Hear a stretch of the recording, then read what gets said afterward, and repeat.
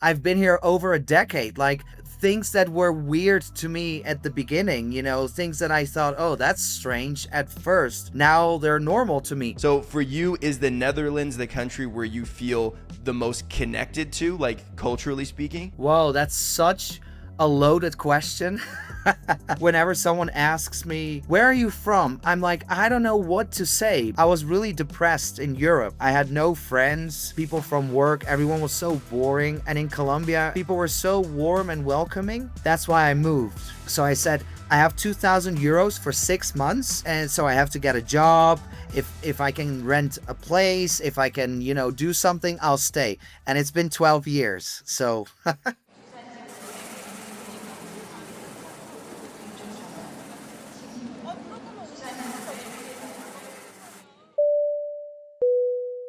how did you get to watch my content? Because it's in Spanish, but I understand you speak more languages.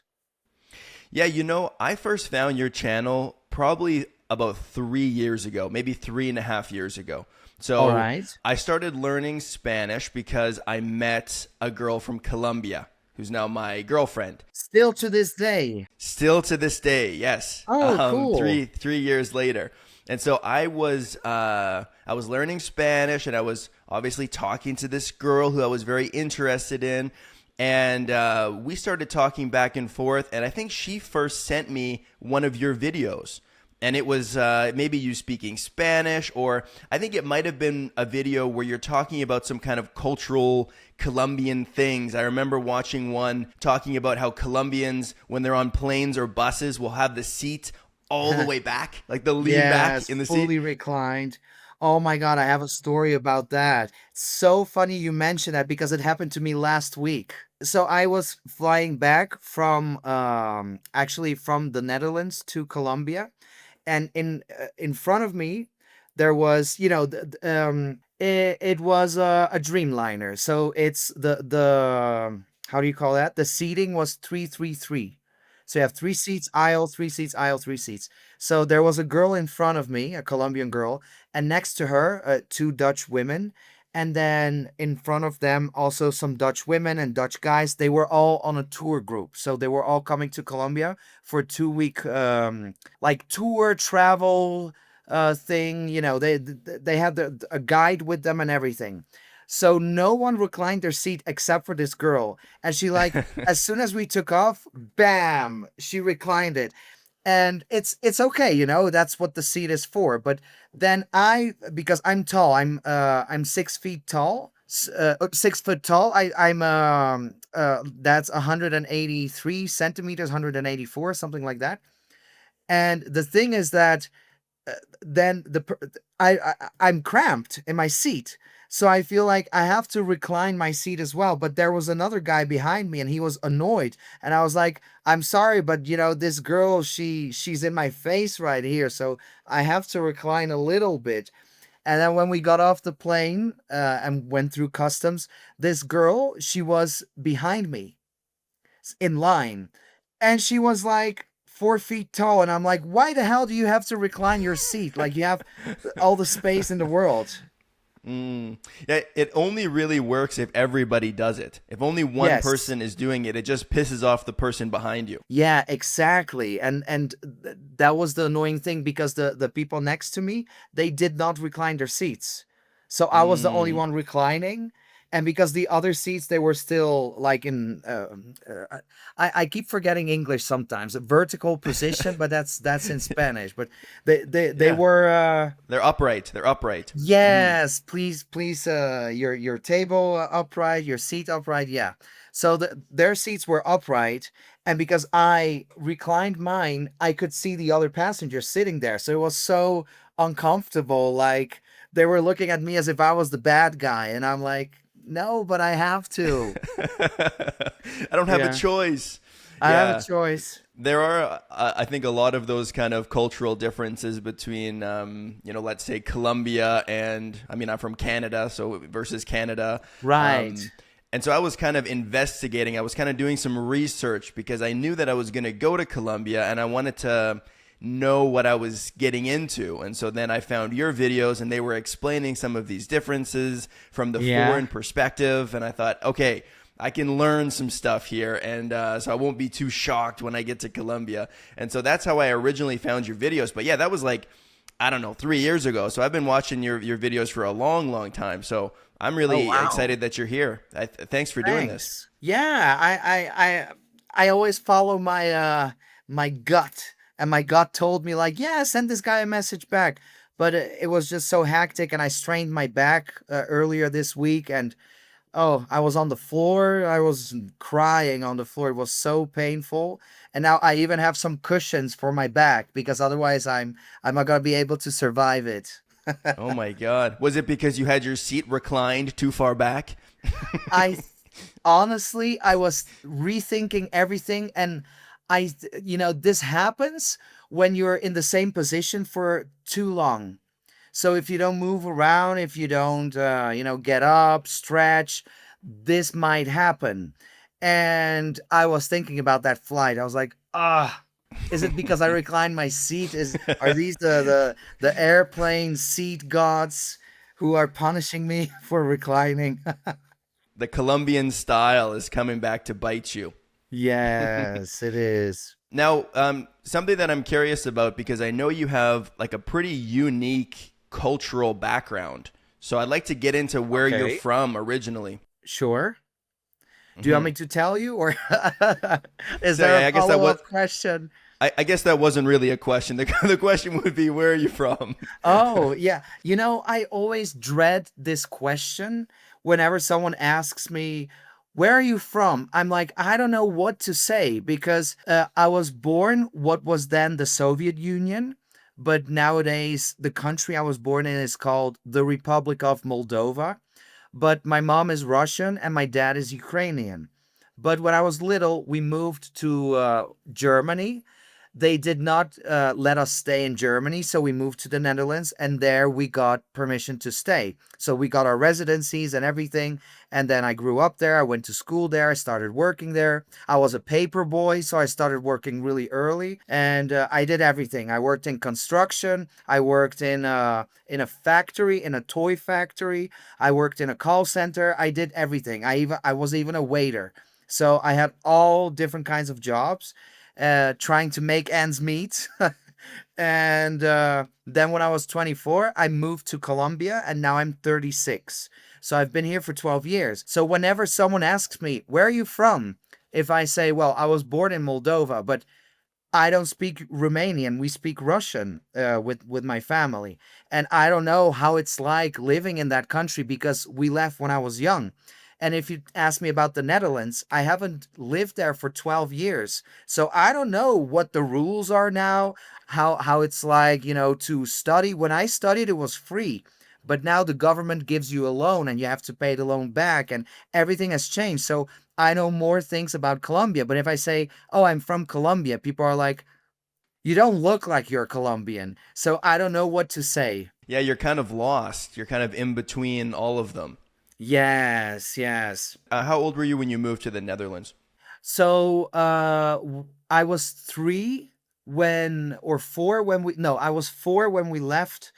When the Soviet Union collapsed, a year later we left. So we still had like Soviet passports when we arrived in Germany, and we had no Moldovan documents back then. And from Germany, a year later, we went to the Netherlands. So I was about 5. So I lived there from 5 till 24. You're almost kind of in that category of a third culture kid. Are you Yes. familiar with that kind of concept of kids that grow up in more than one place and Yeah. they kind of fall through the cracks of each culture? Yes. And they have an identity crisis. Yeah, it's kind of like that, but for you, maybe it was a little bit later in life because you were in your 20s when you moved to Colombia, right? So that would be Colombia would be your Yes. third culture, I suppose. But yeah, 12 years, even when you're 20 and you move to a different country, 12 years is a long time to be away. You can Sure. really integrate into a culture in that time or forget your home culture. Yes, that's such an interesting thing because there's so many things I forget. And people still to this day, when they first meet me, they ask me like, "Oh, how's it like being in Colombia?" And I'm like, I've been here over a decade. Like things that were weird to me at the beginning, things that I thought, oh, that's strange at first. Now they're normal to me. Now, when I go to Europe, like I just came back from Europe, and I'm like, oh my God, public transportation runs on time. And I have a seat when I take the bus. Like, what is Mm, this place? And it's just all these things that I forgot about, through the years. And yeah, so it's definitely something that happens with these cultures, because everything is so mixed, but still, like, there are so many things that bother me uh about living in Colombia, meaning the roads, the public transport, healthcare. There's so many things that I'm like, oh, this has to change. But then I don't have the right to speak about that because I'm not a Colombian citizen, but I do live here, and I work from here and everything. So it sucks to be in between. right. Yeah, I think that there's a lot of different ways to define someone's identity. You know, where are you from? That big question. And you can talk about your blood, you can talk about your passport, you can talk about the culture. And I really do believe that the culture is the only one that really matters. Like the country where you've Yeah. maybe spent your kind of initial kind of important years, you know, when you're Yeah. developing your identity, maybe where you went to school.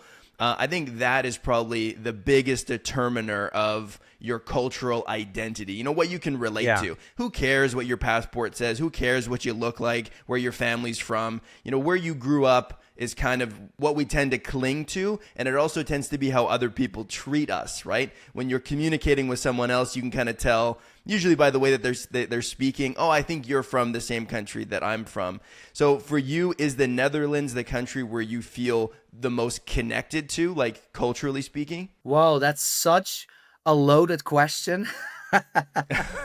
It's Okay. really good. I love that question. Wow. It's really weird because maybe what did you just say about the three generation kid? The third culture kid is what they call Third it. The culture third kid. culture. Yeah, Hmm. that's the Yeah. one. The third culture kid. Because if I go to the country where I was born, I'm not from there. People look at me as a foreigner. If I'm in Colombia, roaming the streets and going in and out everywhere, people are like, "Oh, there's a gringo," and I'm like, "Well, I'm not from here originally, but I've been here long enough. Like, I bought my own house. This is my apartment. Like, I've done so many things here. It's not like I just got off the plane and I'm walking the streets. Like, yeah, I know my way around, but still, to people, I'll always be a foreigner. And then when I'm in the Netherlands, because my name is actually my name is my last name is Ukrainian. So the one that I'm using on online on social media is my mother's last name. So it's Russian, but my dad's last name is much longer and it's Ukrainian, and it's really hard to pronounce. So I never use that name. I'm like Lady Gaga or Madonna. They never go by their real names, but it's like that. So when I'm in the Netherlands and I have to do something official, they always look at my name like, where are you from? What's this name? Mm. So I'll always be like a foreigner wherever I go. Yeah, and I guess that would be how other people treat you in these different countries, right? No matter where you go, people will recognize, oh, I don't know, it doesn't seem like you're from here because of the way you talk or because of your last name or how you look or whatever it might be.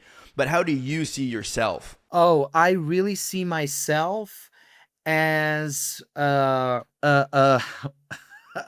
Dutch, Russian, Colombian guy. Well, when people ask me, "Oh, where Okay. you're from?" I just say Europe. Oh, I'm European.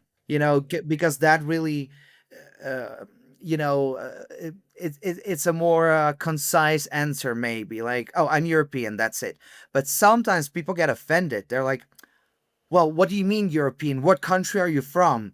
So, and other times when I say I'm from, I was born in Moldova but grew up in the Netherlands, they assume also, um, I'm sorry. I'm gonna say something else because that's not important. I've got something more interesting. Okay. Yeah. You've been to Colombia, right, with your girlfriend? Yes. Yeah.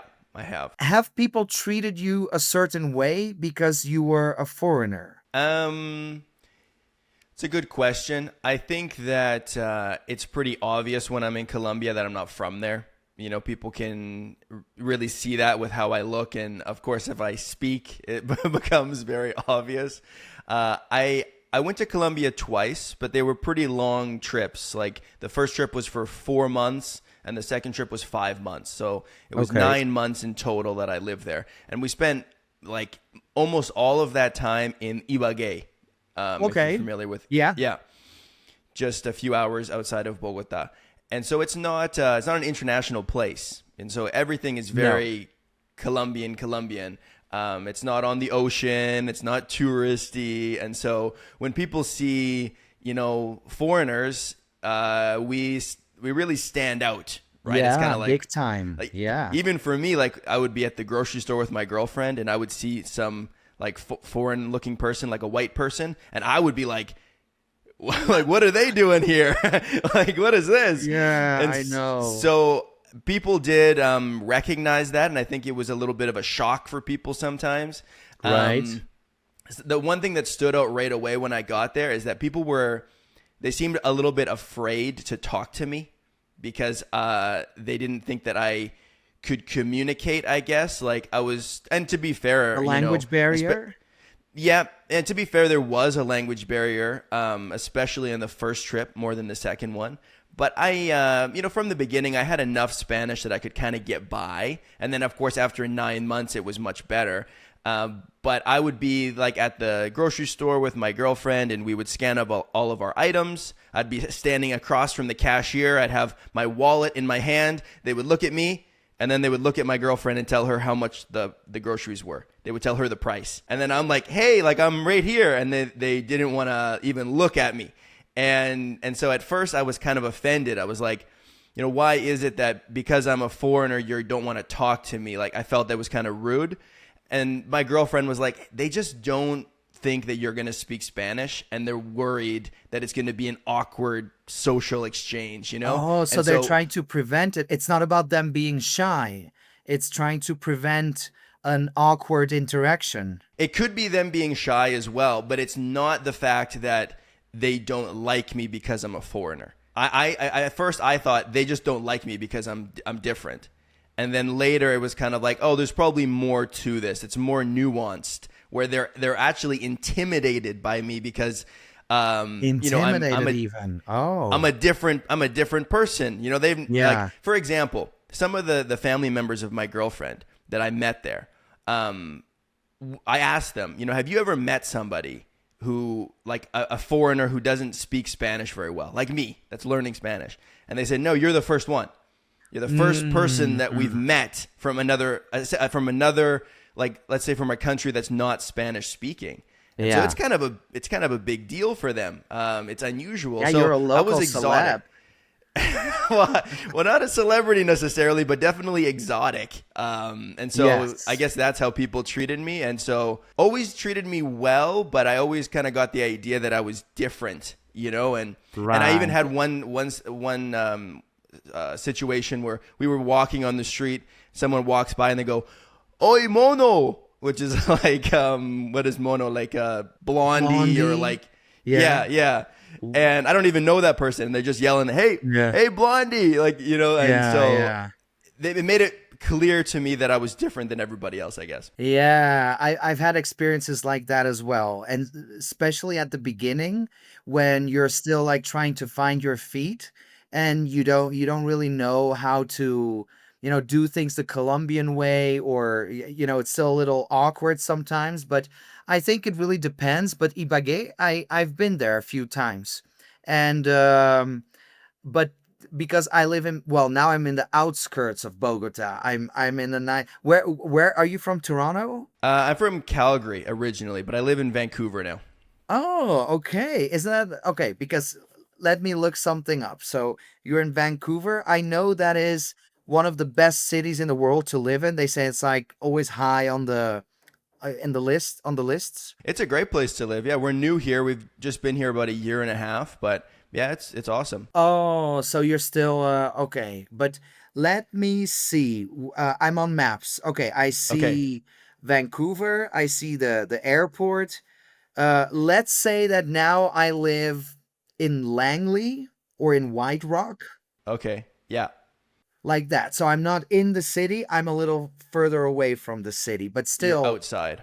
yeah, I'm literally in the outskirts of Bogota, but yeah, that doesn't matter. But what I wanted to say is that here I experienced these things as well, that you experienced in Ibagué, but you will not experience them in Bogota or in Medellin, in bigger cities. People are more used to foreigners and international visitors, but here, like, but something that I really do not like is that people try to outsmart me.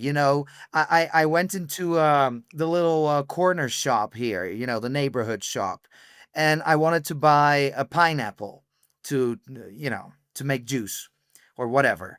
And the guy said, yeah, 9,000. I was like, 9,000? That's way too expensive for a pineapple. He's like, well, those are the prices. Like, take it or leave it. And I was like, oh, that's okay. I'll come back later. So I went into the supermarket and it was 2,700. So it was three times cheaper in a supermarket. So I love the supermarkets because you get to you can pay cash or card, credit card, and they don't make a big deal out of it. But in the little shops, people prefer to get cash and everything. So that's why I prefer to only go to big supermarkets. And my Colombian friends judge me for it. They're like, you should support your neighborhood shops. And I'm like, but they're trying to steal. And if I start buying the 9,000 pesos, which is like almost two and a half US dollars, I don't know, in Canadian, maybe it's like four. Yeah, the Canadian dollar is pretty low right now. It's about 40% less. Oh wow. Okay. But yeah, so doesn't matter. It's more expensive. It's three times more, right? So if I'm willing to pay three times the price, then I'm gentrifying my town. Mm. Because then people are going to say, oh, everything's expensive because of all these foreigners. But if I say no, Ah. I'm going to go to the other shop and buy three pineapples for the same price, they call me a cheapskate. So I mean, like, which is it? Mm. So I'm either cheap and not supporting my local shops, or I'm gentrifying my neighborhood. So sometimes it's, you just can't win sometimes. That's very interesting. That's a different perspective because, yeah, there is an idea of like if you're from, especially if you're earning your money from a different country, like if you're earning American dollars or euros or something like that, there is an idea that's like you shouldn't really haggle with people on the street in a developing country. I mean, you have the money, just pay them. And so, why are you trying to take advantage when you have the money? But the flip side of that is if a lot of foreigners do that, it will raise the local prices for everybody, like we see in Yeah. housing, right? So that is a interesting kind of dichotomy between those two things. Yeah, and if you go on TikTok and Instagram, everything, you'll see some videos of foreigners, especially in Medellin, and all the comments are like, "Gringos, go home. We don't need no gringos here. Let's we don't need gringo tourism." And I'm reading those things. I saw a video that was published yesterday by the DW channel. They do documentaries, and it was about Colombia and gentrification. And I was fighting for my life with people in the comment section because they were like, yeah, we have to take back our land and housing is expensive. And I'm like, I bought my apartment, and not that I came from Europe with a big bag of money and here I'm buying houses left and right. But the house price goes up because the the the companies, the construction companies, they sell it in minimum wages. So my apartment is 135 minimum salaries. So if every year the salary goes up, the pricing goes up of the house. So a few years ago, it used to be 135 million Colombian pesos. Now it's 200 million. So it's almost double in like 5 years. And it's not my fault. It's how construction companies run and how the government sets up rules. So I was fighting for my life in the comments. Yeah, but sometimes people, they just want to complain about stuff and not, not really think about things. I mean, like the price of housing, I think does tend to go up in any country, right? Yeah. Like it will continue to appreciate houses normally. And that might follow wages, like you're saying. Like, what's the average wage in this country or this city? And that's going to follow it, right? Because when you have more money, people want more money from you. It's a never-ending cycle. Yeah, it kind of feeds into itself for sure. The cost of living can also be connected with that, right? The minimum wage goes up, and then in order for the businesses to pay their employees the new increased minimum wage, they increase the prices of their products. Like that can feed into itself as well. But there also is the reality that if you come from another country, people can take advantage and say, well, if you have 10 times the money of a local person, regardless of what your wage is, I'm just going to charge you more. And then Exactly. that can increase the average price. So can both of those things not be true at the same time? Yeah, I think you're definitely right. Like things go hand in hand, but also, there's so many people who trying to be smart asses. They're like, "Oh, haha, there's a gringo. I'm gonna charge him triple the amount."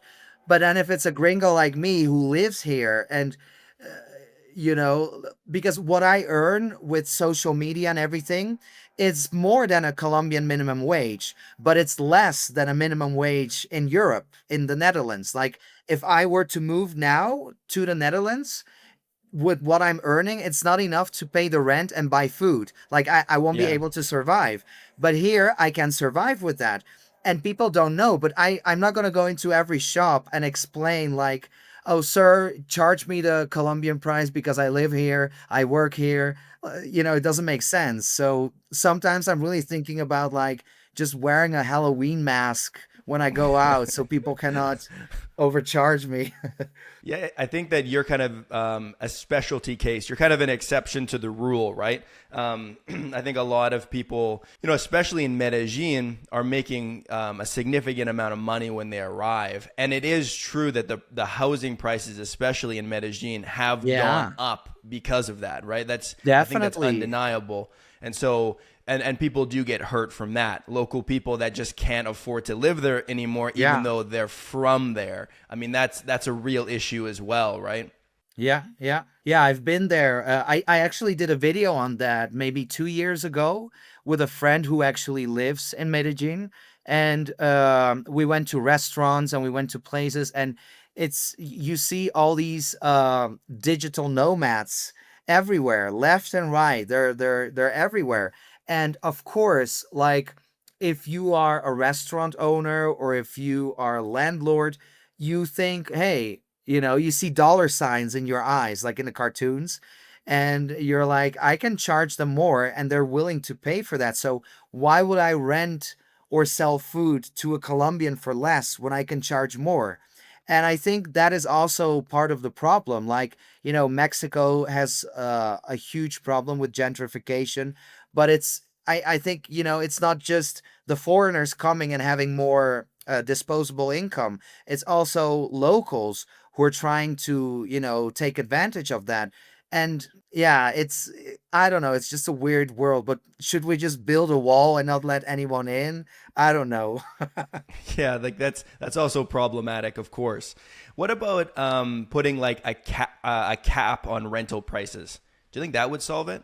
If people couldn't charge above a certain amount? I think that would be a good idea, but people would be started saying that that's socialism and communism and that's not the free market, the government shouldn't decide how much I should. Yeah, so but so I don't know if that's gonna work, at least in Colombia. But we do have a cap on utility bills. Mm, Well, it's okay. not really a cap. But it's, you have, um, I think in English they're called income levels. So there's six income levels, estratos in Spanish. So you've got one, which is the lowest, and six, which is the highest. That's like where all the millionaires live. And for example, my neighborhood, when I bought the apartment, it was three. So it's like middle income. And they raised it to four because they built some parks around.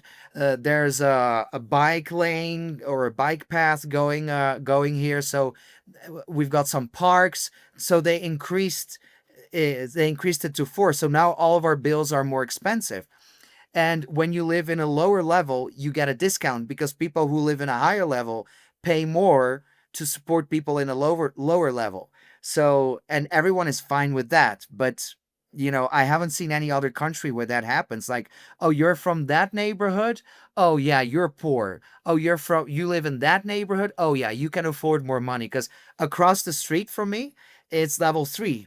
So we're here. Like there's just a street separating us, but we pay more for the utilities than them. I mean, the idea is it seems pretty interesting to do that. I mean, it's like people paying what they're able to pay. Now they are Yeah. making generalizations based on the neighborhood that you live in. Like if you live in this neighborhood, that automatically means you're earning more money, which may or may not be true. It depends, right? But that Yeah. makes kind of makes sense to me. I mean, I don't know. I'm not super familiar with all of the rental laws that we have here in British Columbia, the province that I live in, but I'm pretty sure I read something. It's expensive. BC is one of the most expensive provinces to live in, but I read somewhere that every year there's a maximum percentage that landlords can raise the rent. So like Okay. you can raise it every year if you want, but you can't raise the rent 50% next year. It has to be like, Right. I don't know, 5% or something like that. Yeah, we So then it have that prevents people too. from overcharging you basically. Yeah, you're so right. That's so cool you have that. But here we've got that too. There's you've got the inflation rate, you've got the minimum wage that goes up, and then you've got this percentage, this number as well.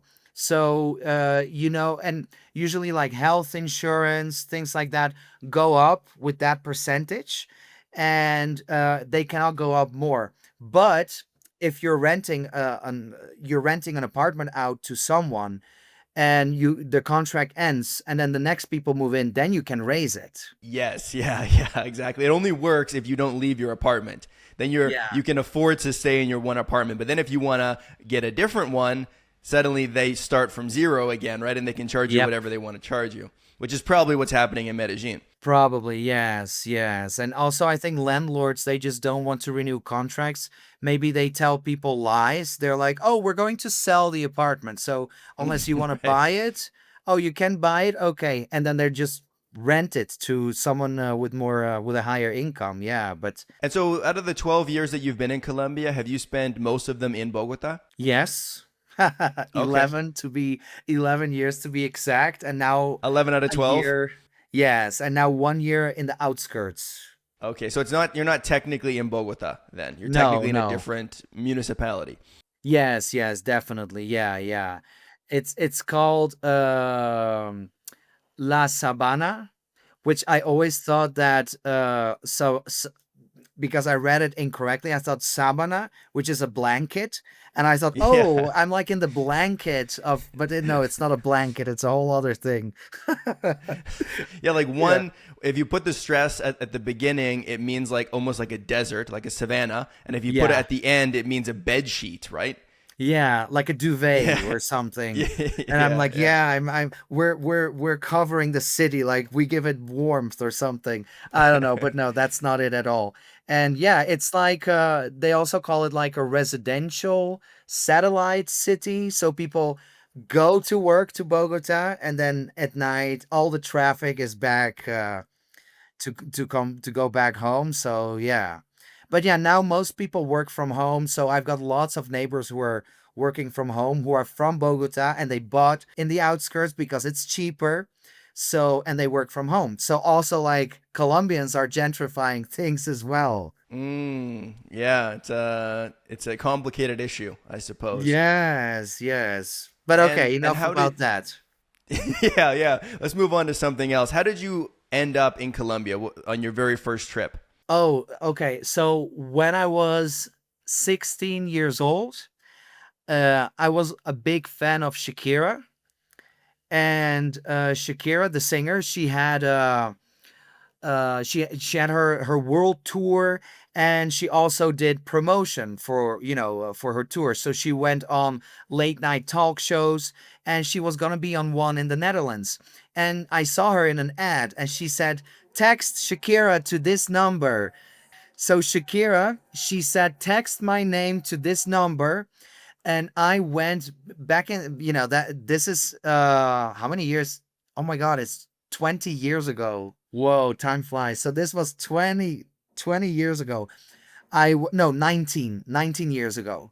So I went into like this stationery shop where you could top up credit on your phone, and I put so much money on it, and I was sending those text messages, and then finally I won tickets to be on the in the front row of the taping of the late night talk show, and none of my friends wanted to go. So I went with my mom. So we went there, and then Shakira said, I have it right here. She said, "Who wants an autograph?" And I was like, "Me!" And I ran, and I have Shakira's autograph right Oh my here. god. I have it framed. Wow. Yes. From almost 20 years ago. So, and that's Wow. when people asked her, or the host asked her of the show, "But you're Colombian and you live in Miami, and you can't go to Colombia. They're going to do, all these bad things to you." And Shakira said, "No, Colombia is a really good country and people are nice, and she likes to roam the streets of her hometown and visits her family." And that's when something went into my mind. Oh, if Shakira says that the country is good and safe, then I want to go to her home country. And my mother, of course, wouldn't let me because I was 16. She's like, "You're not going to Colombia." But when I was about 20 or 21, I came here and I liked it. Then I came for a second time a year later, and I liked it even more. And then I said, "Okay, third time's a charm. I'm gonna go for the third time, and if things go well, I'll stay here." So I booked a flight, and 6 months later, I had my return flight, and I saved up 2,000 euros.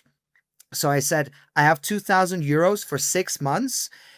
And so I have to get a job. If I can rent a place, if I can, do something, I'll stay." And it's been 12 years. So that's how it Wow. went. And how long were those first couple of trips when you were still kind of testing it out? Yeah, in 2010, I had a long trip like you in Ibagué, but I think yours was longer. I stayed for 4 months. Okay. Yeah, that was the same as my first trip. Was also 4 months. Oh, okay. I think you said 9 months, or was that the next one? It was 4 months for the first trip and 5 months for the second one, and they were like maybe 9 months apart. So it was 9 months Okay. in total, but two separate trips. Oh, okay. I see. You didn't come back because you had a baby 9 months later.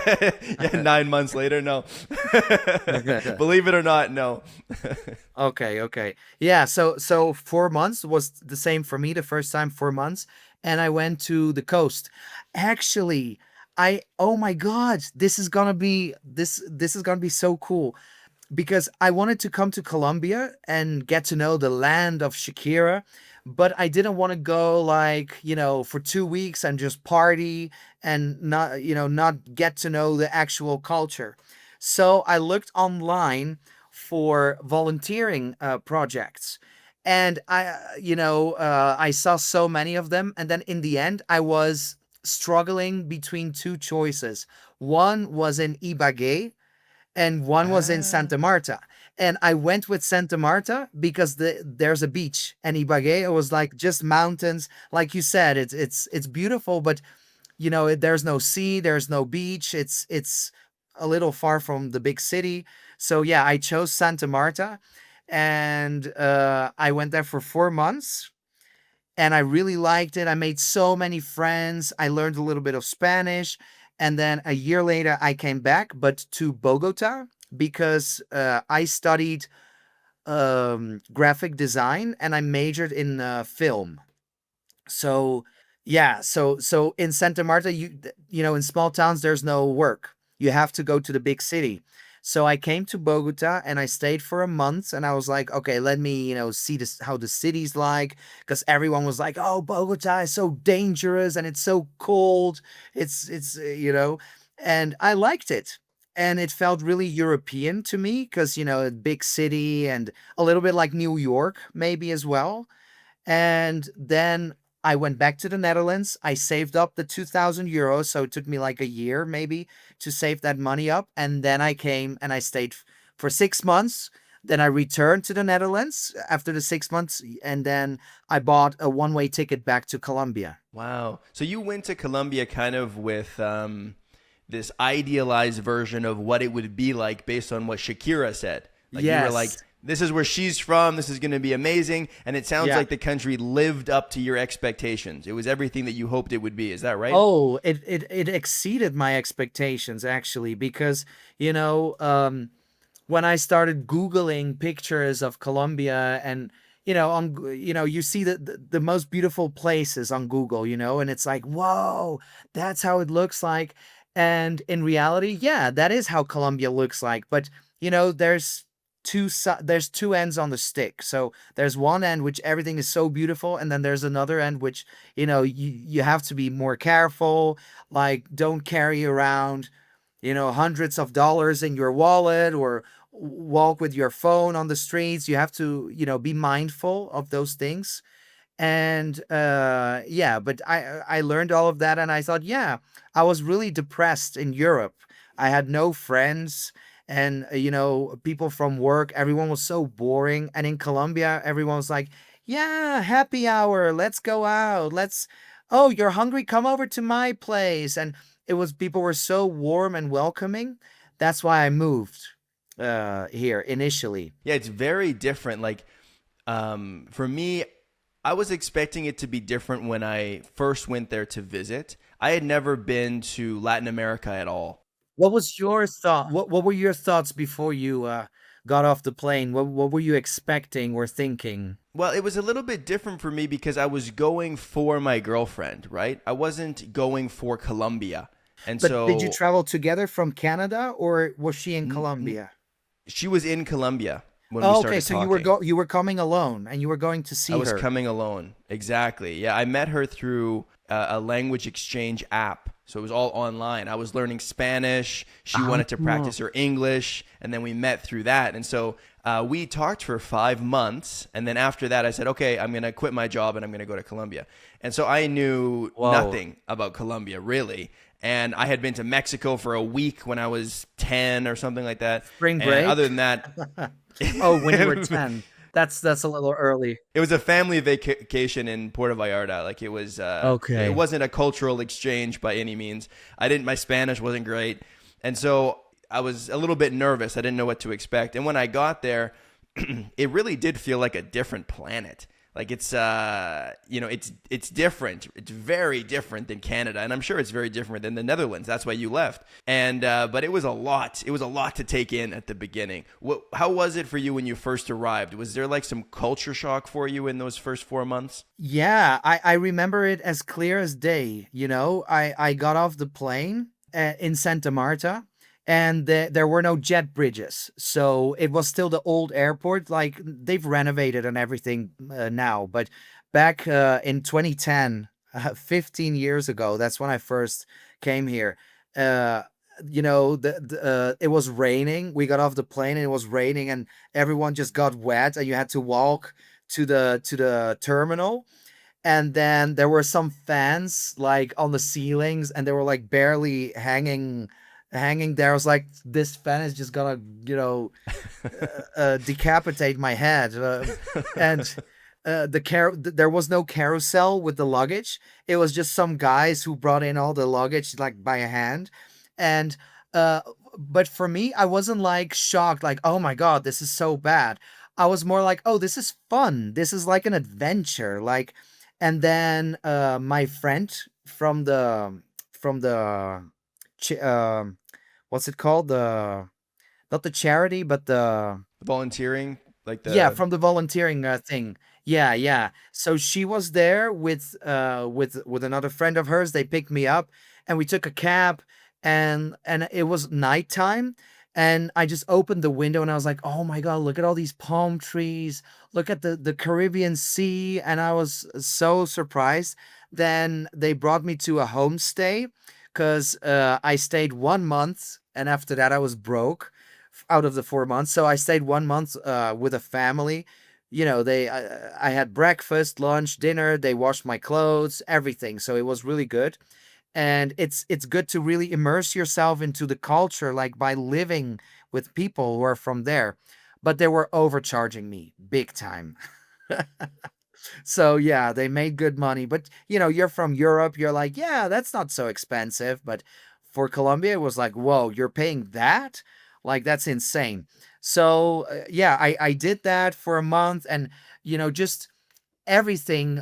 There were so many things that were strange to me. First, with the bathrooms, because they had like I think Canada is a little similar, probably to the Netherlands and Nordic countries, where you enter the house, you don't enter in the living room. You have a hall, and like you take off your coat, your shoes, and then you enter the living room, right? Yeah, there's an entranceway normally. Yeah. Yeah, yes, but here it's you enter and you're in the living room.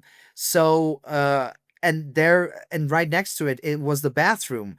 And I was like really uncomfortable going to the bathroom because even the door wasn't from top to bottom. It was just like, well, not halfway, but there was like a part left. And they don't usually put windows in it or decoration. They just leave the hole. So I was like, I have to go to the bathroom, but the family is having dinner. And like, what am I gonna do? Like, so I just, the running water technique. Yeah, yeah, yeah. So I just opened the tap and I was like, okay, now I can do my thing. So there were some things that Mm. were like a little strange to me, and other things. I just went on the street with my camera. Back then, I in 2010, I had like this how do you call it, a reflex camera thing. Yeah, yeah, like DSLR or something. Yes, my thank you. My DSLR. I went with that on the street and with zooming in and everything. And the family was like, "No, don't do that. No, you can't." And like a motorcycle went by and they were like, "Be careful, be careful." And they were all so Mm. panicking and I was like, "Why are you panicking? This is paradise. Look at all the palm trees and look at all the colorful houses." So my whole idea was so different to what it is today. Like today, I'm like, be careful, don't do this, don't do that, But I don't know. Was it like that for you when your first days in Colombia? I think so. Like, I mean, coming from the Netherlands and Canada.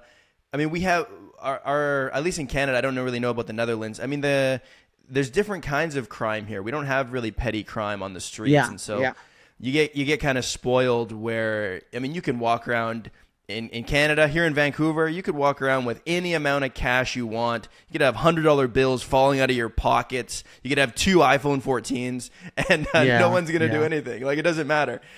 In Colombia, you have to be more aware of your surroundings. You kind of, Yes. I think, you develop a little bit of a sixth sense around what's okay and what isn't okay. But when I first arrived, I had no idea. I just acted like I did in Canada, and I thought that was okay. And so, yeah, you definitely have to get used to that. And the bathrooms, talking about the bathrooms, even after my 9 months there, that was my number one complaint in Colombia were the Was bathrooms.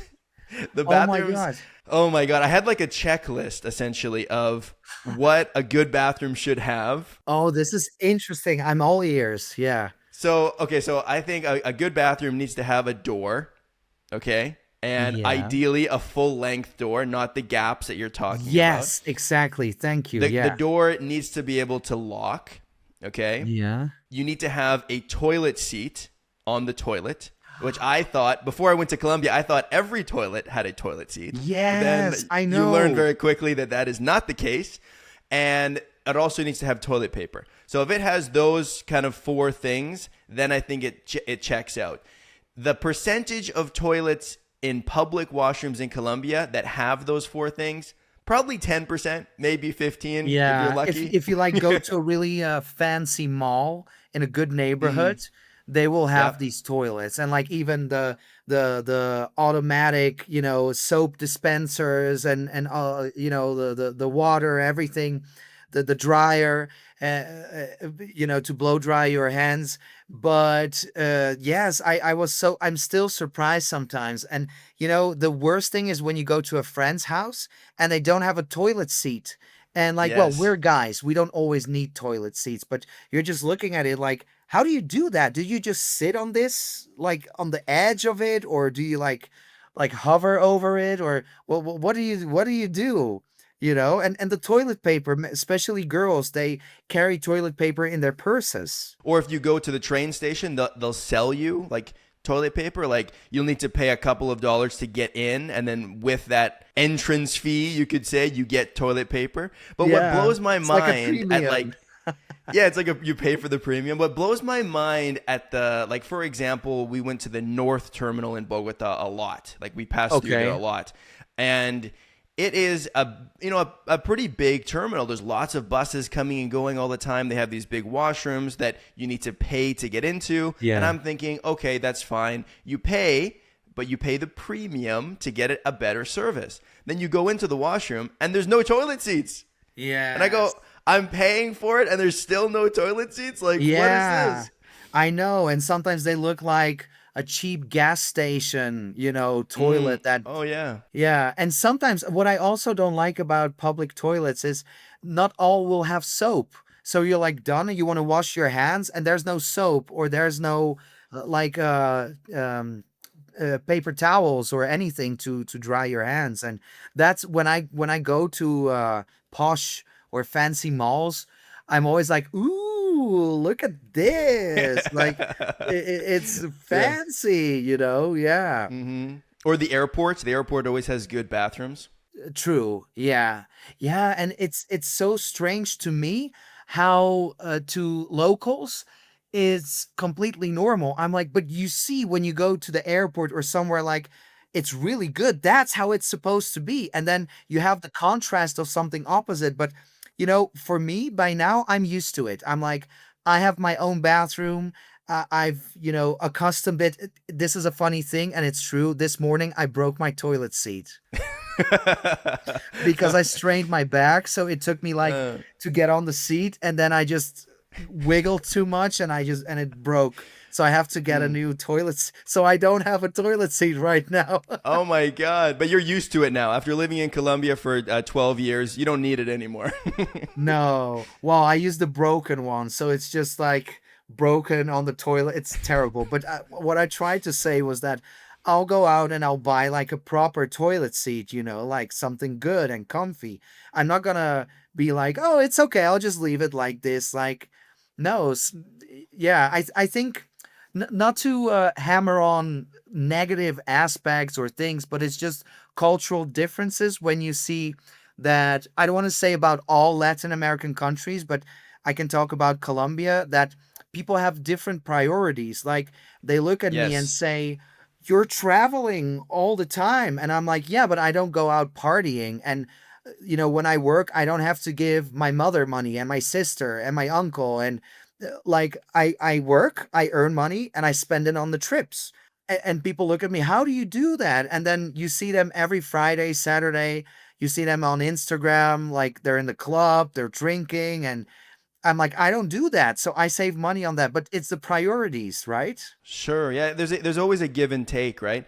And like, Yes. not to bring it back to bathrooms right away, but I remember when we were visiting somebody's house, and I was with my girlfriend, and the bathroom didn't have a door. It was just a sheet. Oh, okay. So you can't really tell if someone is in there, and other people can't tell if you're in there. And I mentioned that to my girlfriend after, like, oh my God, there's no door. Like, that's kind of uncomfortable, right? And she said, well, not everybody has money to put a door on it. And I said, well, the kitchen is right next door and they have an oven. I mean, I Yeah. would give up the oven to have a door in my bathroom. Like, if we're Yeah. talking about priorities, I'll use the frying pan and I'll have a door on the bathroom. But again, that's my perception, right? That's Yeah. what my priorities are. Everyone is entitled to their own. Yeah, definitely. And you know, it's so funny because one of my best friends is Canadian.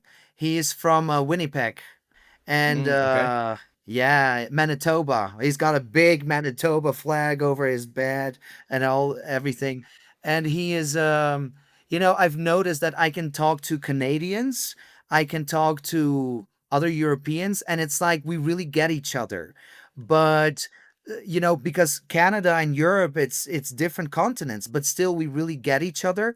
And I think like Colombians have that with Mexicans and with you know the Peruvians, Venezuelans, they all have like similar cultures, and so do we. So when you mentioned this thing about the door, but like there's just a curtain, there's no door, but there is like this oven or like the latest air fryer or a 70-inch flat screen TV, but there's no door. And Yeah. I understand you, but like people here will be like, well, what's your point? What are you trying to say? Like the curtain Yeah. works. Like I need a Mm-hmm. TV, I need an oven to cook and eat, but the curtain, it works for now. So Mm-hmm. it's Mm-hmm. yeah, it's different mindsets, I think. For sure. And now, like amidst all of these different cultural differences between the Netherlands and Colombia, how do you feel like 12 years into it? Do you feel just as comfortable in Colombia as you did in the Netherlands? Oh, I think I've become like a whole mix of cultures. You've asked me this question before, and now I've had the time to think about it. And I think I've become a mix of all these cultures because there's so many things I love about Colombia. Like, you know, uh, I don't I don't want to sound like a broken record, but I strained my back. So I went to the pharmacy and I just got medicine. In the Netherlands, you have to get a doctor's appointment, you have to get a Mm, doctor's note, then you go to the pharmacy. It's a whole different process. Like so many things are easier here. And if I have to go to the hospital, like if it's not life threatening, I could just take a taxi. And in the Netherlands, taking a taxi, that's for rich people. I'm sure in mm-hmm. Canada as well. Like, you don't just Oh yeah. take an Uber on a daily basis. Like, it has to be a special occasion. And here it's, the most normal thing ever. So there's things that I like about here, and there's things that I like more about the Netherlands. And I wish we could just take those two and mix them together. It would be like utopia. It would be the best country in the world. Like if Colombia had better roads, better. There's no subway in Bogota. They're still building it, but like trains, subways, highways, a ring around the city, like all major cities have a ring, and better security. I think things would improve so much. Mm, But then when I yeah. say this to my Colombian friends, they're like, "Well, then go back to your country then." So I try to not Yeah. talk about it too much. I mean, I think that sometimes people will have an idea that wherever they're from is the best country ever, right? I think that's a common thing, no matter where you're from, right? Lots of Canadians are like that too. Oh, Canada is the best country, and the U.S. is the best country, or the Netherlands is the best country, and then once you kind of get out of that bubble, I think you recognize that every country has its pros and its cons, right? Yeah, definitely. And there's no perfect country. And ideally, a combination of a few different things would be awesome. I mean, even looking to our Yeah, neighbors to the south, to the U.S., yeah. I've often idealized the U.S. Right? They have Can a I say much more that's the diverse first time I've climate. ever heard someone said like our southern neighbors. Yeah, that's so true. But oh, yeah, Well, go on, The go on. U.S. says that a lot when they're talking about Mexico, their neighbors to the Yeah, south. yeah, but it's But sometimes a little like disrespectful. So, right, but the yeah. US is Well, also a southern neighbor of Canada. So, yes, they're also a southern neighbor, and I say it with all due respect. Canada and the U.S. have their drama right now, but that's I neither here nor know. there. I like the U.S. as a country because it's so much more diverse than what we have in Canada. It's so much like the Really? population is much larger. They Yeah. have way more climate. I mean, they have everything from Wyoming to Hawaii. We don't Right. in Canada. We don't have that diversity of at least climate. Anyway, it doesn't have to be about the U.S. But what I'm saying is that I look there and say, oh, that's a nice country, but their healthcare sucks. right? And Mm, so there's never a perfect solution. Oh, Colombia is beautiful, has amazing landscapes, but maybe the roads aren't as good, or maybe their healthcare system is lacking. And Canada's really nice in this way, but it's also really expensive to live here, and it's right. cold for 7 months of the year. So like Yeah. it's always a give and take kind of thing. Yeah, like I've noticed there is no perfect place because I've thought about moving back to Europe and you know i- this is like the grass is greener syndrome. So whenever I'm in Europe now I'm like, "Oh, but look at this and look at that." And then I hear my friends and family say, "Oh, I just paid over 1,000 euros in garbage tax." I'm like, "Oh, we don't have that in Colombia." So yeah, Right. I'll stay in Mm. Colombia. Like there, there's pros and cons everywhere. That's true. And yeah, but I think the best solution is to just be able to travel and like you feel like coming to Colombia or going to Mexico and you can, just hop on a plane and go and experience what you want to experience and then go back to Canada. Okay, it's cold 7 months out of the year, but try to travel in that time, to how do you there's a word for Canadians, sunbirds, I think. Snowbirds. Snowbirds. Snowbirds. Yeah, not Yeah. sunbirds, but snowbirds. Yeah, yeah, yeah. Yes. Yes, Mm-hmm. because I've been to the Dominican, I've been to other places, and there's so many Canadians at all the resorts, and I can always tell Canadians from Americans. Okay. What's the difference? Canadians aren't as loud, and Yeah. and whenever you ask someone, "Oh, where are you from?" Canada. You don't say, "Oh, I'm from British Columbia. I'm from Yes. BC," or it's Yeah. you always say the country. So yeah, Mm-hmm. which That's is not a bad because thing because nobody you knows said our cities. no. I do because my friend is from Winnipeg, Manitoba, so I Yeah. know. But if you said Winnipeg to an average person, they'd have no idea what country you're talking No, about. no. I know actually Calgary because you're originally from Calgary. Isn't that where all the winter sport is? Well, in the 80s, we had the Winter Olympics in Oh, Calgary. okay. So that is connected with that. And then, of course, we have a professional hockey team. As good Canadians, of course, we have to Yeah. have that. So we have the Calgary Flames. So if you're into sports, you might know that. It's yeah, there's lots of pros and cons, and being able to travel, that is Yeah. really the biggest privilege that we have is our passport. Right? With a European passport, with a Canadian Yes. passport, we can go to so many different places. If you have a Colombian passport, you're so limited on where you can go. Yeah, but not entirely, I've debated people on this because I get that in my comment section a lot, like, "Oh, you're lucky because you have a Dutch passport." And I always say I'm lucky because I can work from home and I'm independent. So I can take vacation whenever I want to. That's where I'm actually lucky. But like Colombians, they can go to, the Netherlands, Spain, Mexico, Brazil, Russia. They can go to Indonesia, Thailand. There's so many countries you could be going to. So it's, of course, going to the US, for example, is limited.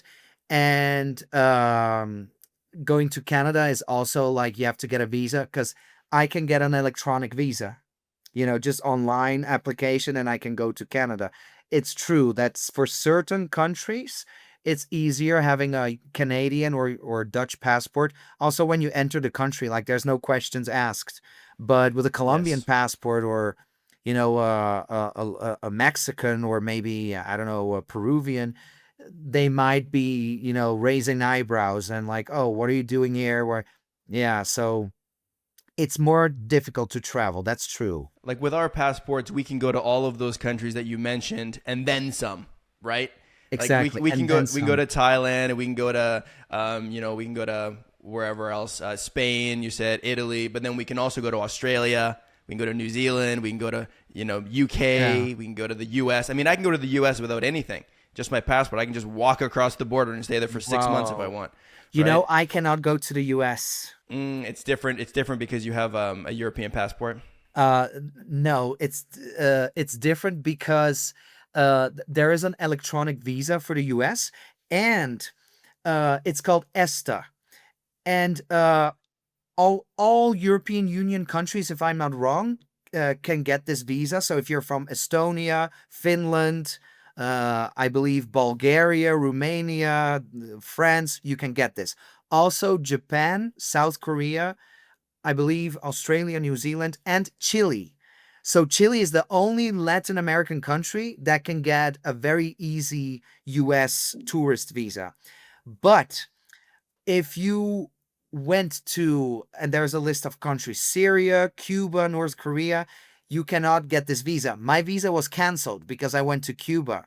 So, and if Oh. you're Canadian, you could go to Cuba and go to the US, and that's no questions asked. But for us, it's not possible. So now, if I want to go to the US, I have to get a proper visa, like all Colombians, like all Latin Americans, except for Chileans.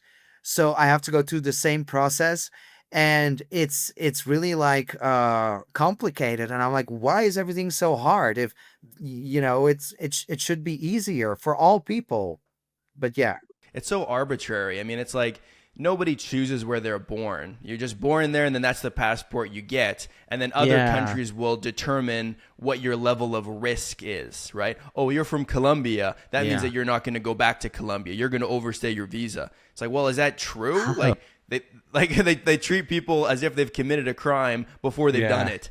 Where in Yes. Canada, we're just as capable of committing crimes, but people treat us like, they lay out a red carpet when we arrive at the airport. Welcome to our country. Come in and spend your Yes. Canadian Stay as long as dollars. you Right? want. Yeah. Yeah, take whatever you need, right? So it's Yeah. different, but Because I was born in Moldova, well, what is now Moldova.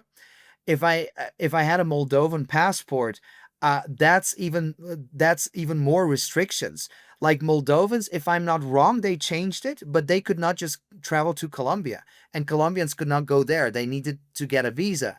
So, like, I was born there. If we had stayed there, I would have had that passport. But because we migrated to another country, I have another passport. So, like, I'm lucky because we migrated. But where I'm originally from, I wouldn't have been allowed into so many countries without a visa. But that's where I'm from. Oh, but now I have a Dutch passport. Oh, so now you can go. But I'm like, but my roots haven't changed, yeah, So you're the same person, just with a different piece of paper, and then you go, oh, yes, suddenly you're different. Yeah. yes, it's so silly. Yeah, I mean, yeah, it's very much arbitrary, and I guess we have to, abide by that. That's how it works. But a lot of times it Yeah. just doesn't make sense to me. I just don't understand it. But, I have like a million questions for you. Like we haven't even got into all of the languages that you speak and how you learn That Spanish. But usually I feel like happens. we need to probably end it here. But you know what? I would love to do another call with you sometime in the future, and we can get into Yeah, a fun, bunch of other things. definitely. Yeah, I've really enjoyed this. This has been fun. Yeah, yeah, I agree. We should definitely do that because just the question, where are you from? That's half an hour. Right. Yeah, Yeah. you have an in-depth story, and it deserves more time to really thoroughly go over it. So let's talk again soon. But before that, can you tell people how they can find you online and watch your amazing content? I love your content, by the way. So tell people how they can Oh, find you. thank you. Yeah, so my content is in Spanish. So just go wherever you are, YouTube, Facebook, Instagram, TikTok, STAS, Stas, my name, STAS, and then I'm usually the first one that pops up. Okay, excellent. Well, thank you so much for this call, and until next time. Yeah, till next time.